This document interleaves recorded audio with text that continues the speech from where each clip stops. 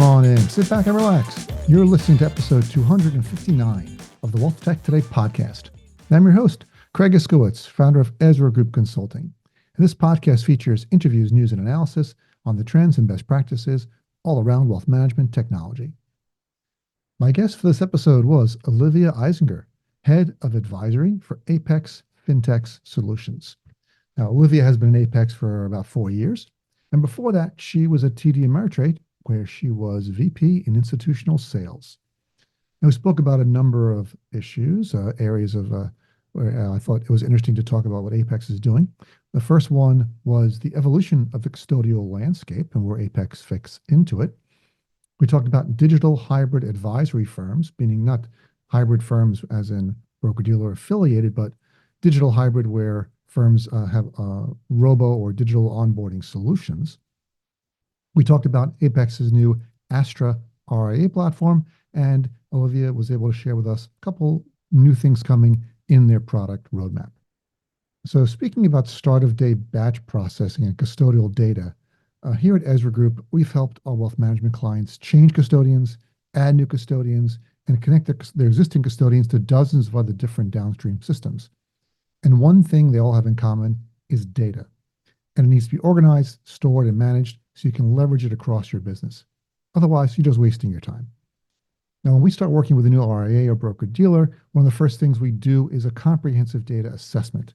This gives us a top-to-bottom understanding of all incoming data feeds and which systems depend on them for successful processing. A data assessment is a critical part of any firm's growth plan since it's the foundation of the plans to build or improve the firm's data warehouse solutions. So if you want to see your data become an asset instead of a liability, you need to run, not walk to our website, ezragroup.com, and click on the golden Contact Us button on the homepage. The experienced team at Ezra Group will conduct a detailed data assessment, deliver targeted recommendations to optimize your existing data warehouse systems, or even build your brand new data warehouse to help take your firm to the next level. You can take advantage of our free consultation by going to ezragroup.com. But before we go, let's talk a couple of housekeeping things. First of all, please check out our sponsor, the Invest in Others Charitable Foundation. You can find them at investinothers.org, and their annual gala is coming up on September 19th in Boston. So if you'd like to make a donation or you maybe even get into the gala, I'm not sure there's any seats left, but you could try. Please go to investinothers.org. Make sure to subscribe to the show wherever you listen to podcasts so you don't miss an episode. All right, let's get this thing started. Hey, I'm ready to go with this episode. I'm happy to introduce our guest, Olivia Eisinger, Head of Advisory, Apex Fintech Solutions. Hey, Olivia, welcome. Hey, Craig, very happy to be here. I'm so glad you can make it, and I'm a little pissed. We should have done this in person. We both live in New Jersey. Yes, I love New Jersey. We just did a stay vacation with my kids and had the best time. So we got the beach, we got a little bit of farm, got some walks in. So big fan of New Jersey. See, people don't realize all the great stuff you can do and everything that's great about living in New Jersey. Yes. They only see TV shows who I won't name and think that's what New Jersey's like. It's not. Changing the mindset one podcast at a time, right, Craig? We should do just a New Jersey, living in New Jersey podcast. Yes. I'm gonna work on that. That's the next up for my producer. We'll see if we can do that. Okay. Okay. Getting back to WealthTech, can you please give us the 30-second elevator pitch for Apex? Sure. So first and foremost, Apex is a custodian, and we take the work as a custodian really seriously. We were founded in 2012. We got our start by providing custody services to the tech natives, or we call them fintechs. So the Weebles, the Betterments, Robinhood was an early client of Apex. And our mission, and the thing that Bill Capuzzi, our CEO, talks about in all our town halls, is how we can enable frictionless investment access to every single person on the planet. And we really take pride in this. Many people open their first investment account. It could be with as little as $5. And we've grown our business to 140 billion in assets under custody. And that's through the businesses that we serve. We're business to business only. 19 million total end customer accounts today. And as we've grown up alongside our clients and their clients, what we've realized is that many Americans, when it comes to investing, don't necessarily want to do it on their own, right? They're not DIYers. They want education and advice. They grow up, their needs get more complex, they get married, they have kids, life gets more complicated, and they really value advice delivered by a human. So our focus as a B2B custodian, we need to support advisory firms in their efforts to educate more clients, because that's a key focus area for us achieving our mission of getting frictionless investment access out to more people. We have a view that the advisory and fintech worlds are merging into one, and advisory firms, we hear it day in and day out, are craving those frictionless experiences like real-time account opening that you get with the fintechs. And this experience isn't just for clients, it's for their employees. And as they think about building businesses with enduring value, we're really well positioned to help there. We're resonating with advisory firms focused on organic growth who want to control the client and employee experience. So we're all in on advisory, and I think our history and the strengths that have made us great as a custodian are helping us really accelerate getting into the advisory space. One thing I wanted to ask you to start off, and thank you for that, is what do you see changing in the custodial landscape? Where do you see it going? Yeah. There's a lot of talk about it. Of course, there's been mergers and changes we all know about. But from your point of view, where are we going in the RIA world of RIA custody? Okay. So 2013, right? Fidelity, Pershing, and Schwab, we call them the big three, custodied 62% of all RIA assets. And today that number is 84%. So, custodial consolidation is real. We hear it every day. Advisory firms are looking for options. And so, Apex gets lumped in with this bucket. And by the way, like, we're competitors, but we're all kind of rooting for each other too, to present more options to RIAs. We get lumped into this bucket of emerging custodians, and some others in that category might be Altruist, Trade PMR, Axos. I think people are really surprised to learn, Craig, that Apex has been doing right the hard work of being a custodian for 12 years now. We've got, I had mentioned, 19 million end customer accounts that we're serving in collaboration with our businesses, and that's, like, for context, that's more accounts than Pershing and LPL. And we have 140 billion in assets under custody. So it's not our first walk around the block. And I think we're in this ideal spot competitively where we've got the experience of doing and knowing the inner workings of custody and also operating as a technology company. So I think when I look out at the landscape, I look at the emerging custodians really trying to pick one part of the Schwab or the Fidelity experience, and they're trying to do it better, right? So Axos, I feel like they really leaned into service, and they're resonating with RIAs who feel maybe underserved because of this consolidation.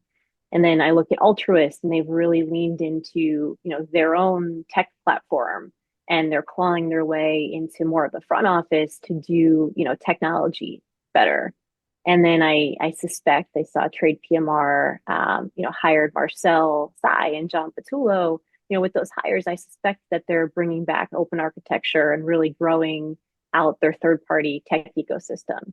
And so we talk internally at Apex in our leadership meetings, and our focus is, trying to be the next version of Schwab. And I'm really intentional on how I say that with my wording there. It's not we want to be Schwab, right? We're a B2B custodian. We don't have a conflicting retail channel, but we want to be the next version of Schwab. And we realize that in our strategy conversations that we're not going to get there by doing everything Schwab does marginally better, right? Like, what we need to do is approach the advisory world differently, and we've got to solve the hard problems that RIAs are facing today. And that's a lot of what our strategy is driven around, a lot of what leadership talks about at Apex day in and day out.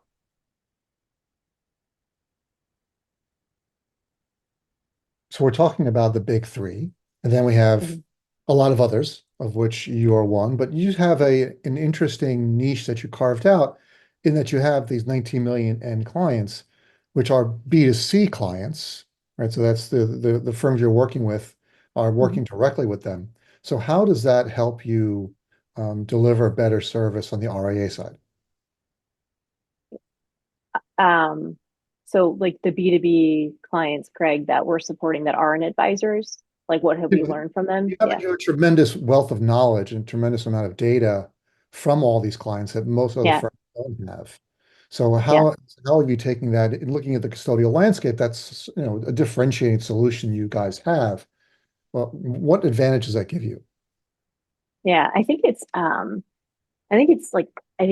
what we've seen on the fintech side of our business and what we've really watched and where those clients have been successful is eliminating a lot of the friction it takes a new customer to do business with them, right? So, and I think also things that they're really focused on their value proposition and they're making all of the other aspects that aren't core to that value proposition really really easy and in many cases investor led. And I think advisors feel like, hey, if I have to kick the account opening process to the end customer, that's going to be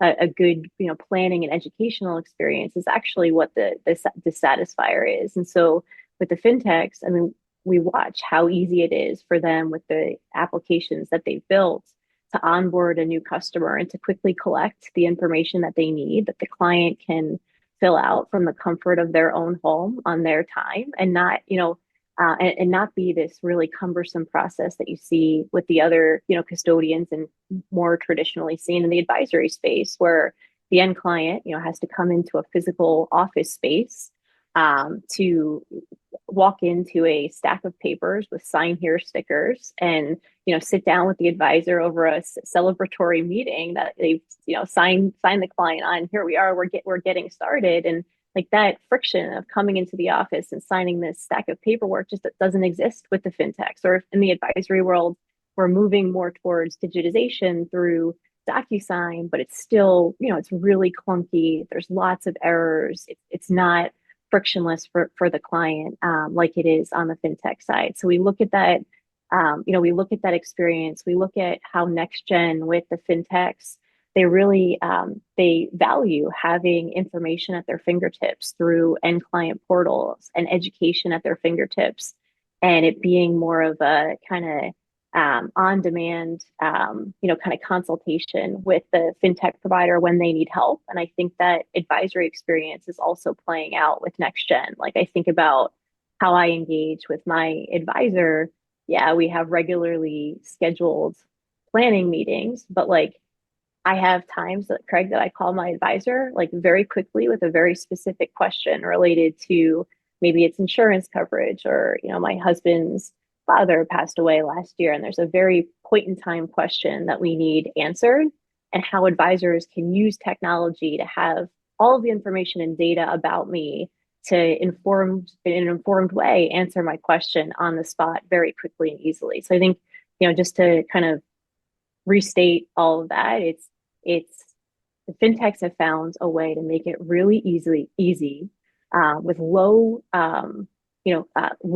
levels of friction for end customers to get done or get access to the information that they need. And there's just such a implication on the advisory side of the business to do more of that without sacrificing or devaluing the human element of advice.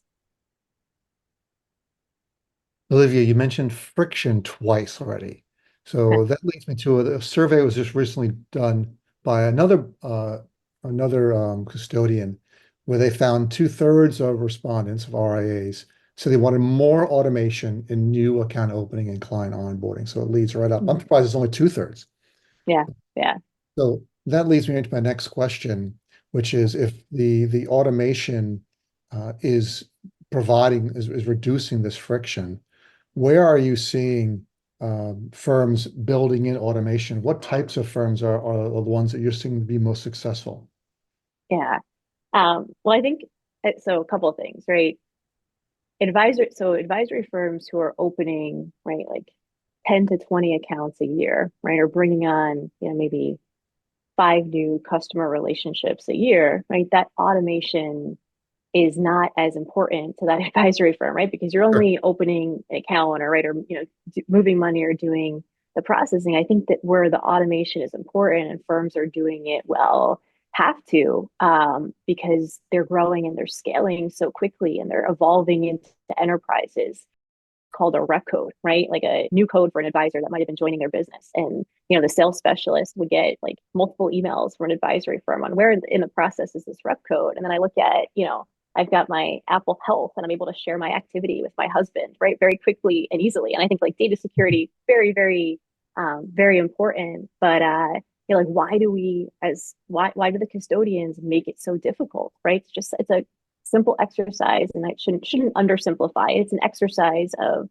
permissioning and entitlements, and like why does that have to be so complicated with the custodian? So it's not just account opening; it's permissioning, entitlements, setting up new employees, new advisors with books of business, joining other advisory firms. It's setting up the data feeds, right? The whole advisory industry is based on like start of day batch processing, right? So, and even like just getting the data from the custodian to the third parties, we can, the custodians can make it feel a little more real time.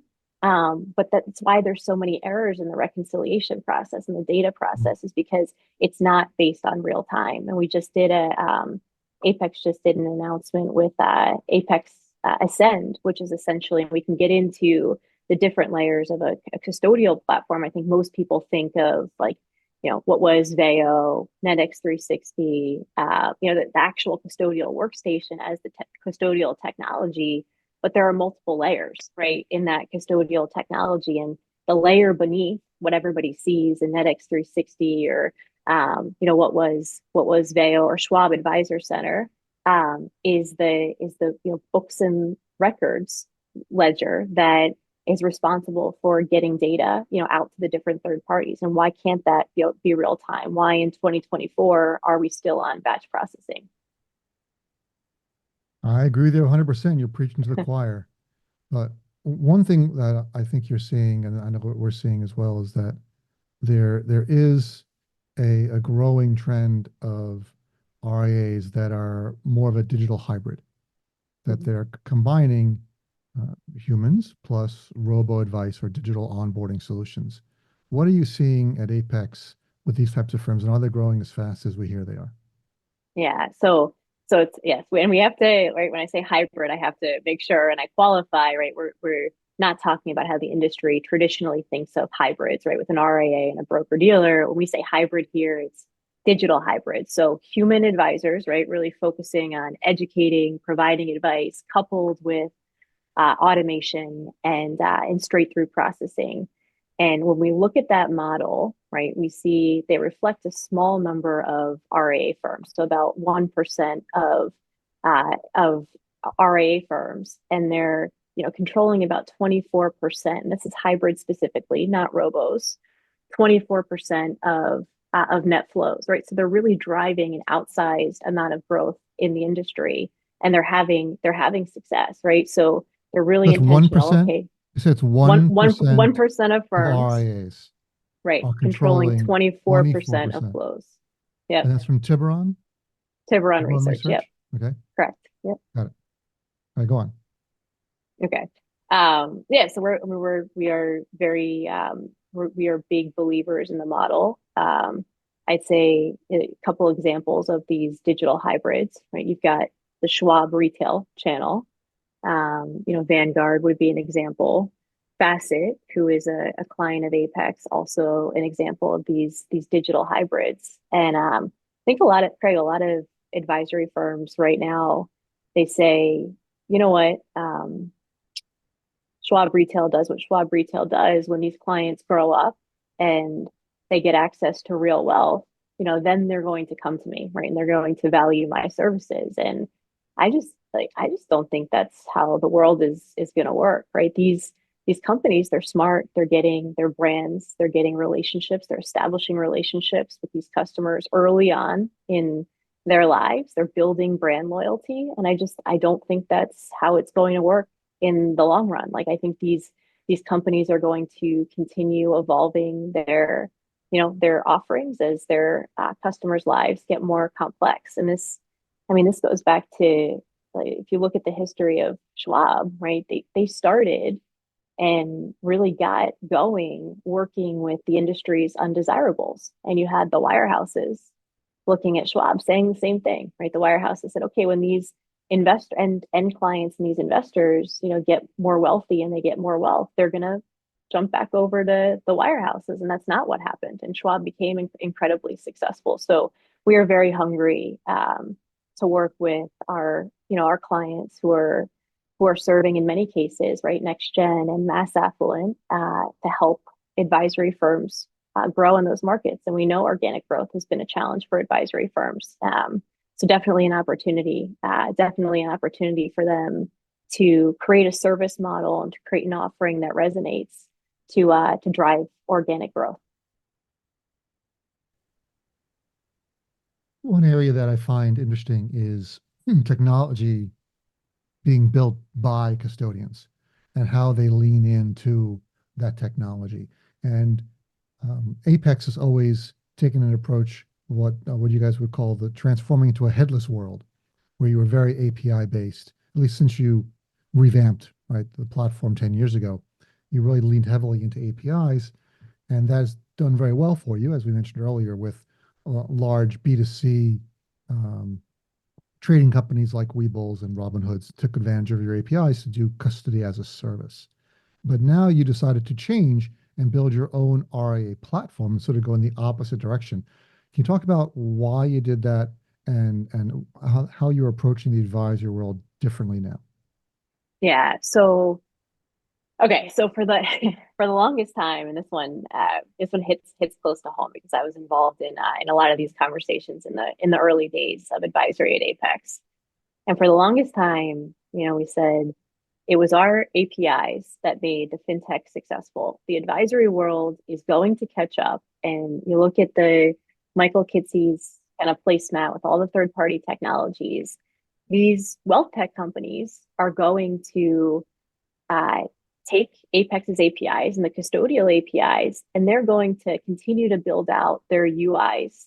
And so everything can live right within the third-party tech ecosystem, and particularly those all-in-one providers like Orion and Advizon and InvestNet, right? Like, why wouldn't they want account opening to live within their applications, right? Making it easier and more seamless for advisory firms to serve their clients and conduct their day-to-day, right? So we still believe that.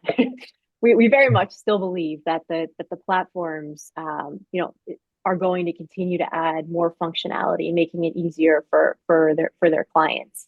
The challenge was that to build all of the custodial operations processes, and it's largely around, right, account opening, it's funding the account, it's money movement, and then it's the servicing and monitoring requests like beneficiary changes, address changes, right? Really processing all of those. And then the investment management, right? The trading, right? For an all-in-one platform or for third-party platform to build UIs to all of that, it's a pretty, I say it's a pretty lengthy build. We have fintechs that are doing it in 4 to 6 months, right? But and that's really building an application from start to finish.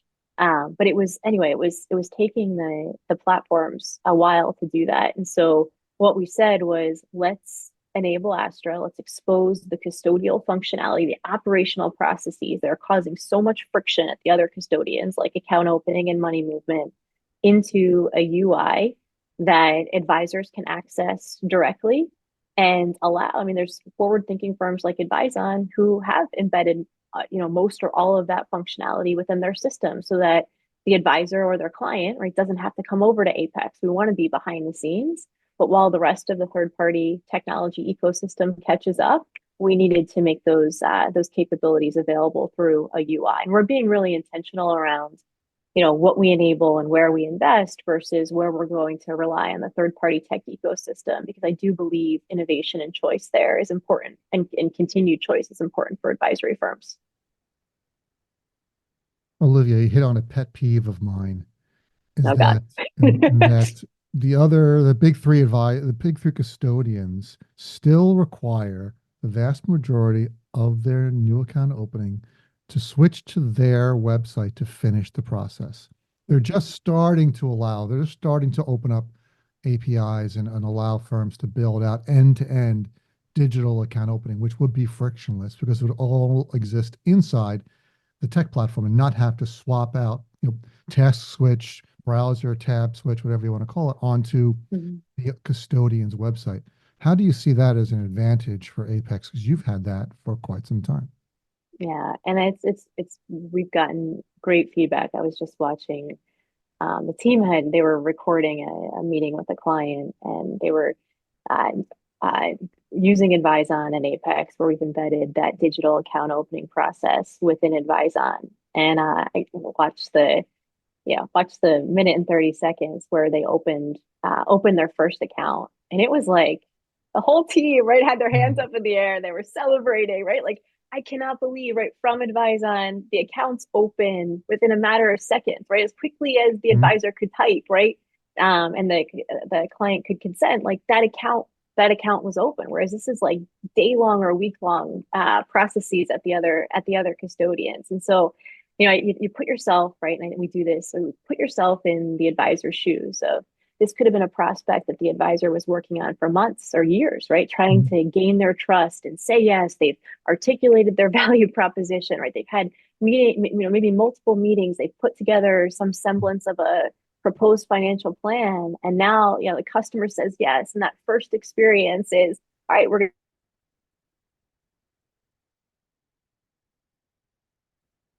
miskeyed or mistyped, or worse, right? The account is submitted and there's not a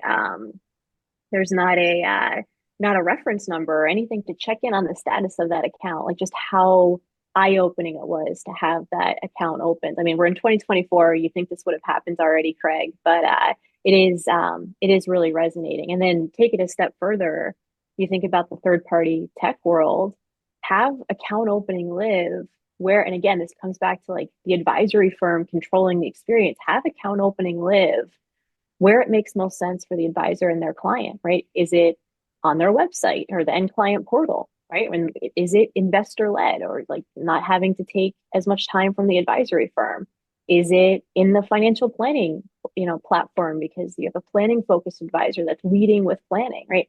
Have that functionality and go down the line with money movement, servicing requests, have that functionality where it lives, where it makes the most sense. And I can't believe it's 2024 and we're not there yet, but we're getting there. So, and I think let me just Yeah. put one more, Yeah. one more thought on that. I was listening to, I think it was one of your podcasts with, I think it was Jason Wang, Oh, and thank you. talking about innovation. You have a great show, innovation in the wealth tech space. And I think part of the reason, right, why we want to see more, we have high expectations, we want to see more innovation, is they're all like, the weakest link is the custodian, right? Like, if the custodian isn't enabling automated account opening that can live anywhere, or it isn't enabling fractional share trading, right, and allowing for direct indexing for accounts as little as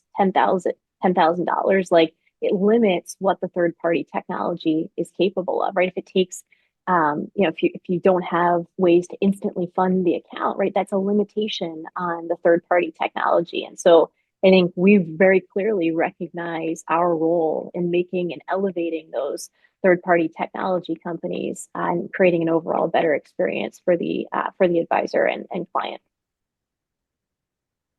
Yeah, we're on the same page here, Olivia. I feel exactly the same way. But I wanted to squeeze in before we finish. Um, what can Apex clients look for coming in the roadmap in the next 6 months? What exciting new tech will we be seeing? In the first quarter of next year? Yeah, so we recently, so Astra is our for background, is our custodial workstation, Right, it's right? Astro with an A And at the end, right? yes, Astra, Astra. Astra, yes, I with an keep A. hearing Astro like the dog. No, Astra. And so we continue to listen to advisory firms on what is important to them and what they value. We made some changes in how we organize the site so that operations functions and viewing is more or is easier depending on the role. So really organized it around the role within the advisory firm. So investment management professionals and having things that they need, very quickly and easily accessible, more client-facing roles, having the things that they, would come to a custodial workstation for groups very easily and accessibly. So really restructured the site based on role, and we're getting great feedback as a result. We've made some updates to enhanced operation screens within Astra, so some things around ACATs, account opening notifications, and some money movement requests that advisors were asking for. And so now, as we move into what we're focused on unveiling, by the end of the year, and then making some additional enhancements into Q1. One of the things we're focused on is a white labelable end client portal, right? So this will be offered as a standalone web application and an SDK or software development kit supporting white labeling. So the SDK allows firms to integrate and customize the end client portal within their application while maintaining brand consistency. And then the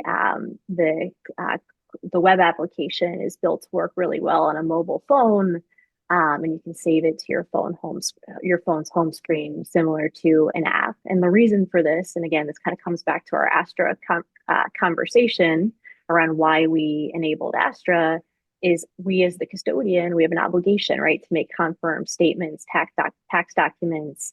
There's some things around standing letters of authorizations accessible directly to end clients. And there's also approvals that we need, right, to do things from end clients. And so building those capabilities within our own end client portal, and still giving the third-party tech universe like Advisa, they're taking our custodial documents and making them available into theirs. They can, the third-party tech universe can use our SDK, right, to enable these things within their own, branded client portal, but just having that as an option, giving the platform some time to, to catch up and embed that into their own solutions. So that's one big thing that we have on our roadmap. The app we're targeting to be done by the end of the year. The SDK will move into early next year. And then we're focusing on another big initiative by year end is a model marketplace, right? So earlier this year, Apex acquired Advisor Arch. We now call it the Apex Rebalancer. And it was important for us. We've got this incredible fractional share trading, capabilities for advisory firms to have a place to build models for accounts of all sizes using our fractional share trading capabilities. So on top of the Apex Rebalancer, we're going to work with a handful of asset managers by the end of the year. Advisors, financial planning focused advisors who maybe want to outsource components of investment management can subscribe to those models. And really, it's for firms looking to keep costs low by using our rebalancing technology and benefiting from some of the, the specialization of the asset managers. So that's phase one, and then phase two will allow for outsourced trading as well.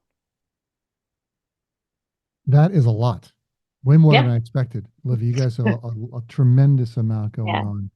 Thank you so much for sharing with us. Can you tell the audience where they can find out more information about Apex? Yep, our website is the best place to go. So the Apex FinTech Solutions website, we've got an advisory page, and then I should have, and Craig, I don't, so we're gonna have to rewind this part. I should have the email address for everybody to reach out to. So well, they can go to apexfintechsolutions.com. Yes. Yep. We'll put the email address in the show notes. Okay. Thank you. You're welcome. Olivia, thanks so much for being here. Thank you so much, Craig, for having me. I appreciate it. This was fun. Hey, it's Craig again. Here are my top 3 takeaways from this episode. First topic we covered was the custodial data landscape. Of course, the big 3 custodians had to get covered, and they now control up to over 84% of RIA assets, which is up from 62% in 2013. Now, emerging custodians like Apex are focusing on different aspects to differentiate, Apex is always focused on APIs and being more of a headless solution, custodial as a service. And that's also given them a lot of benefits when it comes to working with fintech firms and removing friction in the entire end-to-end process. We talked about digital hybrid advisory. And even though those firms, these digital hybrid firms, meaning they've got some automation and some digital onboarding capabilities or robo-advisory capabilities, are only 1% of RIA firms. According to Tiburon, they're controlling 24% of net flows, which is impressive. They combine human advice with behind-the-scenes automation, and they think they're establishing early relationships with mass affluent next-gen clients. That remains to be seen if they stay with them or they move off to some other firm. And finally, we covered Apex's Astra platform, which is their custodial workstation platform for RIAs. They recently made changes to better organize Astra based on user roles. They made some enhancements to operational screens and functionality around ACATS, account opening and money movement. And on the roadmap will be a white labeled client portal, a development SDK, and they're even building out a model marketplace for RIAs. All right, you've reached the end of another episode of the WealthTech Today podcast. Thanks for listening. But before you head out, please go to our website, ezragroup.com, scroll to the bottom of the homepage, and sign up for our newsletter. Once a month, you'll receive an email chock full of wealth management goodness, news, information updates. You will not be disappointed. Thanks again for listening, and talk to you all again next time.